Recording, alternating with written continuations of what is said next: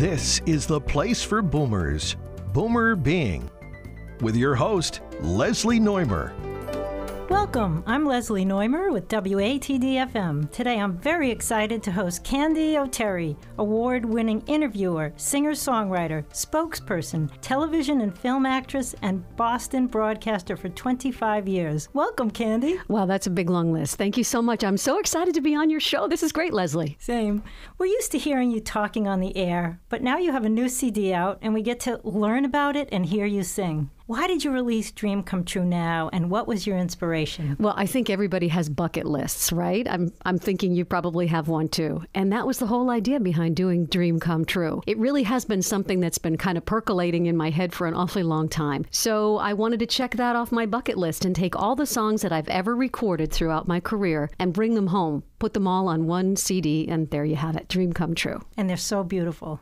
Thanks. A portion of the proceeds of Dream Come True goes to Lucy's Love Bus. How did you become affiliated? Well, Lucy's Love Bus was founded by a woman named Beecher Grogan, and she lives on the North Shore, I think in Amesbury, and her little girl's name was Lucy. And Lucy lost her battle against a very rare form of leukemia when she was 12 years old. And a few months before she died, she said to her mom, and at that time she was an inpatient at Boston Children's Hospital, she said, "You know, Mom, I see all the moms and dads trying to find a cure for cancer, and I think that's a great idea, but what about trying to form some sort of a club," she called it, because in her 12-year-old head she didn't know what a foundation would be, that would raise money to pay for things to make children feel better, like Reiki and acupuncture, horseback riding therapy, art therapy, yoga, all the things that had made her feel better even though she was dying. What a great charity, lucyslovebus.org, and that's where the money goes. Wonderful, and wonderful thought behind it. So tell us about Crazy, the first song we're going to get to hear today, and my personal favorite.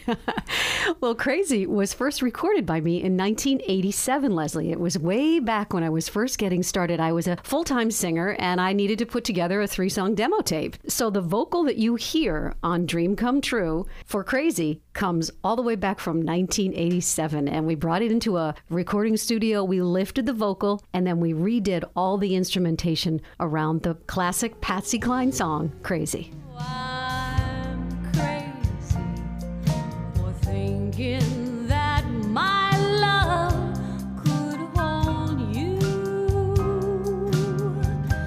I'm crazy for crying and crazy for trying. The next song we're going to hear a portion of is Tonight I Want to Cry. What beautiful, haunting lyrics. What can you tell our listeners about this song? Well, I think everybody's going to get a kick out of this.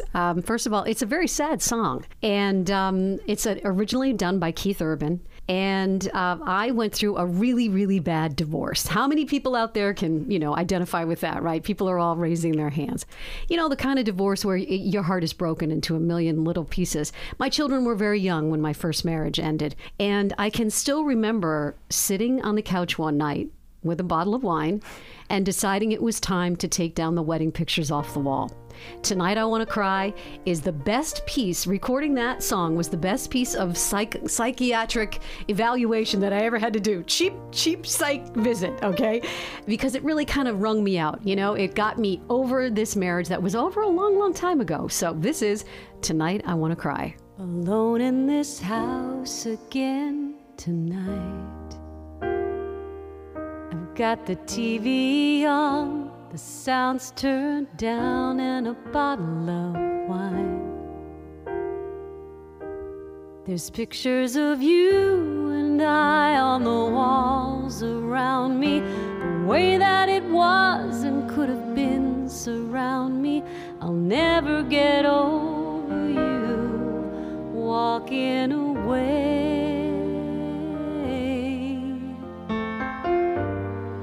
I've never been the kind to ever let my feelings show. And I thought that being strong meant never losing my self-control. But I'm just drunk enough to let go of my pain. To hell with my pride, let it fall like rain from my eyes. Tonight I wanna cry. I absolutely love your version of The Gift. You've mentioned at Christmas time it's played worldwide, which blew my mind. Will you give us some background on this hit song? Sure. So the song was written by Jim Brickman, who's just a great guy. Jim Brickman is the kind of an artist who calls the radio station and thanks them for playing his song. That hardly ever happens. And many people don't realize that while I was at Magic, I was also a manager. I was the assistant program director.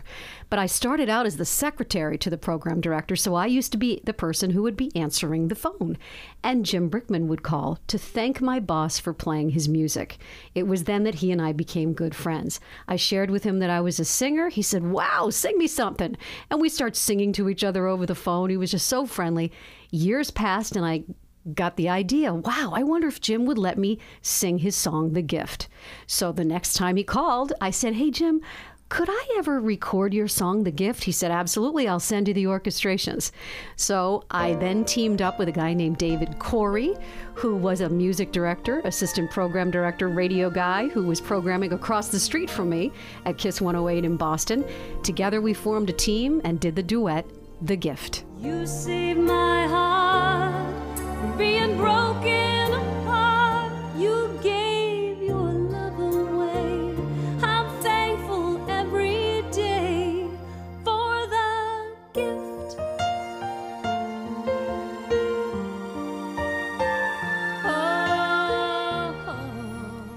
You're a warrior in the fight against breast cancer. Talk to us about your fundraising work and your Think Pink Club. Well, you know, when your mother dies when you're a teenager, it changes your life. And for most girls, I think that our mothers are our compass and our North Star. And that's really what my mother was for me. And I was an only child. My parents were divorced. We lived together in a little apartment in Newington, Connecticut. Her loss really changed my life. So when I became an adult, and particularly when I started working in radio, I realized, you know, this is my chance. I have a megaphone in front of me, this gorgeous microphone, and people can hear me. I should talk about my passion for the fight against breast cancer. So I aligned myself with the American Cancer Society's Making Strides Against Breast Cancer. I made friends with a really cool local organization called the Pink Rose Foundation. Got a scholarship named from my mom that I funded. Became friends with Pauline Allegari, founder of Friends of Mel, right here on the South Shore, and just started doing whatever I could for the fight against breast cancer. And whenever I go into a church that's empty, I always sing Amazing Grace for my mother. And that's the reason why Amazing Grace is also on my CD. I know you've been tireless in your work, and it must really make you feel, it just must warm your heart. There's a part of me that wants her to still be proud of me, because she never knew me as an adult. Recently, speaking of Amazing Grace, you were at a fundraiser at the Andover Country Club, and you sang that song. Has it become an anthem of sorts in your unwavering support of many charities? You know, I think Amazing Grace is the kind of a song that's kind of part of the American culture. We all know at least the first verse, right, Leslie? Yeah. And although it's often sung at funerals, I think it's a song of grace. I think it's a song of thanksgiving. I think it's a song of discovering your strength, whether you're living or whether you've lived and you've gone to a higher place. So yes, it has become an anthem, and it is the kind of song when I sing it, and I don't flower it up or anything, I just sing it straight and very respectfully, it usually makes people cry, which I guess is a good thing. Amazing grace, how sweet the sound that saved a wretch like me. I've read you received 43 local and national awards for excellence in women's programming. What are the programs that you're the most proud of? Boy, that was the best part of my career at Magic. I'm so proud of the legacy of the Exceptional Women concept, which continues without me. My former co-host, Sue Tabb, is now the new host. My producer, Tina Gao, is the co-host. Makes me very proud to have passed that along to two great women. But boy, it was a labor of love. It feels like my baby, you know. The simple idea was to just take one woman and put her in the spotlight and then just ask a few good questions and then sit back and let her shine. And so many women passed through my doors, my studio at Magic to be interviewed. 600 women through the course of those 23 years that I had the show. Some of my favorites. So hard. I'll tell you a funny story and then I'll tell you a more serious one. Mariah Carey was a guest on Exceptional Women, once by phone. And she got stuck in the phone system at Magic. And people kept on bouncing her call. It never ended up into the studio until like 10 minutes later. And she was so angry by the time I got her on the phone. She was like, what is this, Candy O'Terry? I've been bounced around on your... And I was like, oh, Mariah, I'm so sorry. Anyway, she sounded, we had a great interview. It was fine. I later interviewed her a couple years later at the Four Seasons. And I got her one white rose, one long stem white rose for every number one song that she had. And at that point, she had 15 and she had a new song on the chart. So I gave her one for Good Luck. And I put them all in this great big box with a diva bow. And everyone who was there, all these other disc jockeys who were there to interview her, were all trying to steal my roses. And to this day, and we're still friends, when she comes to Boston, she always wants me to interview her or to present her. Like if she's, performing somewhere and she needs someone to introduce her, she says, oh, ask the Rose Lady to do that. So I'm always the Rose Lady. The sad stories, there were many. We all remember the story of Molly Bish, the teenager who went missing as a lifeguard at Warren Pond and whose body was found years later. And her mother, Maggie Bish, was a guest on my show. Sitting across from Maggie Bish in a recording studio, recording a 30-minute program about what it's like to lose your daughter, to drive down roads looking for her for years, to wonder where she went, to lay your head down on the pillow with the grief that this woman felt in her heart. She said, I needed people to remind me to breathe. That stops you in your tracks. It makes me want to cry right now. But the grace that she lived her life with, even after her child was found dead, they brought this child to her bones. She held her daughter's kneecap. She said, and I wanted to cradle them. I loved my baby so much. These are the stories that made my career, because these women shared their lives with me and they taught me all about grace and perseverance and human kindness. And they're like the phoenix. No matter what happens to them, they rise again. These were great stories. In answer to your question, it's what I'm most proud of. Well, the sheer number, 600, is enough to just stop you in your tracks. I'm the lucky one, Leslie. I got to learn all that from these women, And I think especially when you lose your mom when you're a teenager, I don't think she was done with me yet. But all these women just filled my heart with everything my mom couldn't give me. Beautiful story, Candy. Back to Dream Come True. You Are the Only One has been a big hit for you. I was singing it on the way down driving here.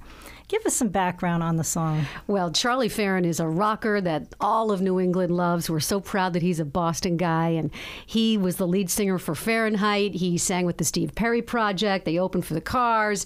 Big time, for Boston. I mean, he's a star, okay?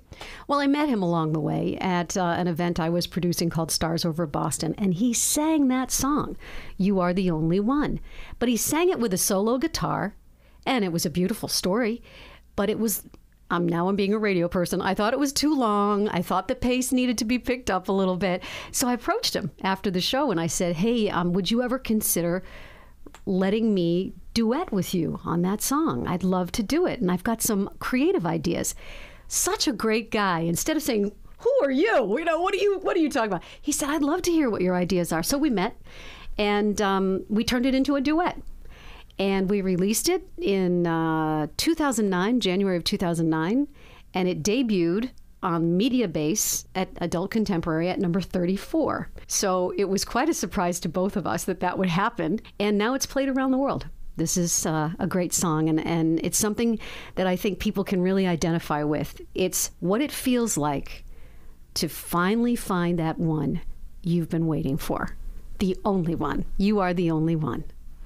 And you do such a beautiful job. Your harmonies the way you two are just in sync is just beautiful. Well, that was hard. That was a hard recording session. But again, Charlie is just, not only is he a great singer, songwriter, musician, but he's a great coach. He's a great guide in the studio. And all of those harmonies were his idea. And what's really funny, if you listen to it, is he was singing in falsetto, teaching me the harmonies. He was way up there. So fortunately, I got to be the soprano to sing with him. Really fortunate thing to happen to me. You are the only one. I've looked all my life for love. Now I found myself in you. You know it's true. Well, I have to tell our listeners, if you have not heard any of this CD, you have to go out and get one because it is just incredibly special. Can you remind our listeners how they can get a copy? Well, sure. Please get a copy, and it benefits Lucy's Love Bus. $5 of every CD goes directly to Lucy's Love Bus. And right now, there's a little girl who has liver cancer who really wants to take art therapy and horseback riding therapy. So the money I'm making goes directly to this little girl. So go to my website, and I'm going to spell it for you because my last name's a little tricky. It's CandyOterry.com. That's CandyOterry.com. And you can order it right off my website. I have a PayPal option there. You don't have to be a PayPal member, but it's easy to do. $15, and again, $5 of every CD to Lucy's Love Bus. Fabulous, Candy. I'd like to thank Candy O'Terry for joining us today and sharing your wonderful music with our listeners. Thank you. Thanks for listening to Boomer Being on WATD FM. I'm your host, Leslie Noymer, and you can reach me via email at boomerbeing@gmail.com. I'm thankful every day for the gift.